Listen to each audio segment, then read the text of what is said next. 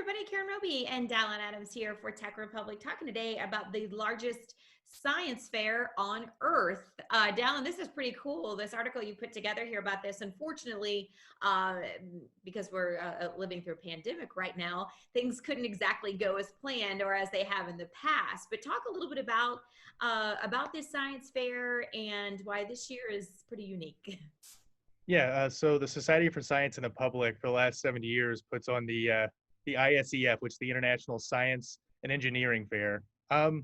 Yeah, and yeah, I think most people when they think of a science fair, they think of cutesy little projects, maybe a baking soda and vinegar like volcano or a popsicle stick windmill or something. But this science fair actually, I was talking to the CEO and they kind of consider it the Olympics of science fair competition. They're not legally allowed to say that, but that's what they consider it because the projects that come to this event are just bar none, like top-notch STEM projects.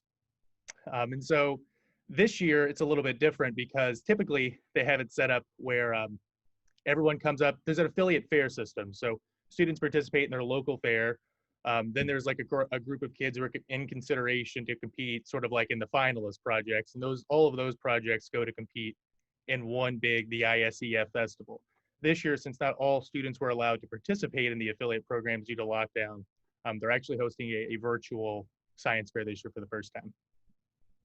That's pretty cool. And like you said, this is not, I'm a big fan of the volcanoes, of course. That's kind of a rite of passage, right? But these are some really impressive things that these kids are pulling off. Talk a little bit about, some of the things that they're putting into motion and, what you would see if you actually went in to visit this.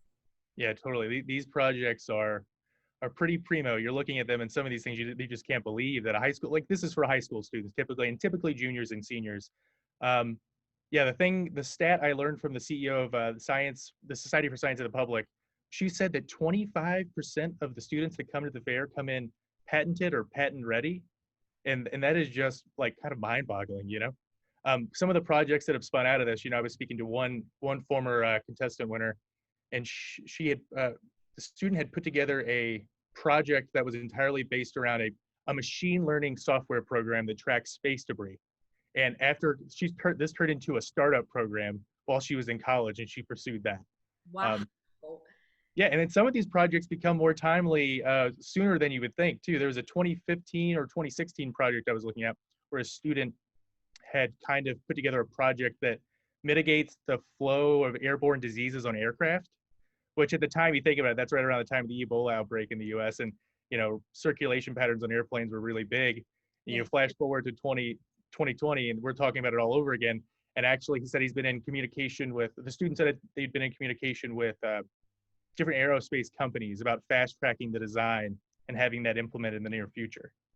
Wow, that's incredible. And, if you had asked people 6 months ago, 8 months ago, to picture what a virtual, we're having sales conferences and we're having tech conferences, virtually now.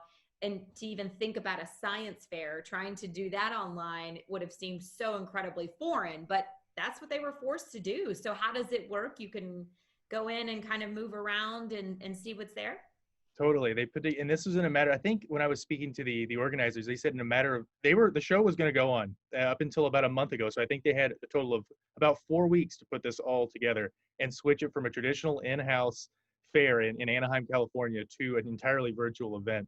And it's set up in a way that you just kind of go into this virtual kind of lobby, and then you can go kind of tour around the facility if you want. There's a different organizations represented throughout. So you go into one that I believe is called the Experiential Hall or something along those lines, and then you have NASA's there and JPL's there, and the USGS is there, and you click on their different portals. If you click on the NASA portal, you get like a tour of one of the NASA facilities. You click on the USGS facility portal, and you are allowed to take what they call is a geo narrative, and you're kind of shown the different volcanic activity around the United States. It's actually pretty cool. And then there's a main stage area where you can go and watch panel discussions each day, and you can watch them live, or you can actually tune in after the fact and watch previous events. So that makes it pretty cool. That's something you can't do at a virtual situation or in a normal traditional in-person experience. So that's pretty neat. Yeah, that's great. I mean, if anything, it's bringing it to more people, than could typically go to Anaheim to see what's available.